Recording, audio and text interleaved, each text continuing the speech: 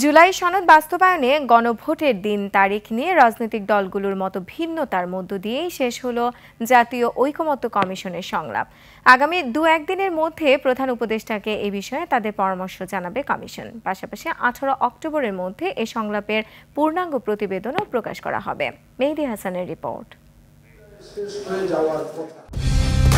Colour expert, George sap এবং mild on hands technology সমৃদ্ধ Orix crystal wash আপনার laundry expert.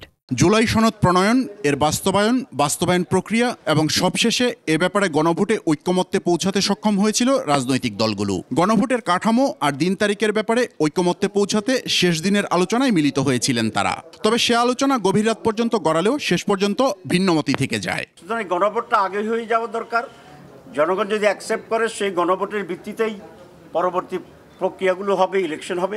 আমরা যদি একটা বিশাল নির্বাচনী আয়োজনের মধ্যে যেটা আছি সেরকম আরেকটি আয়োজন যদি তার আগে করি, এটার নির্বাচনকে বিলম্বিত করার মতো একটা প্রয়াস হবে বলে আমরা মনে করি।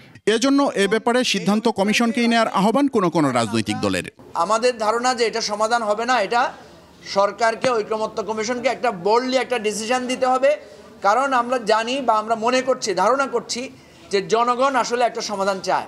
আলোচনা শেষে কমিশন সহসভাপতি জানালেন, সিদ্ধান্ত কি হবে এ ব্যাপারে কমিশন প্রধানকে 2-1 দিনের মধ্যেই পরামর্শ দেবেন তারা।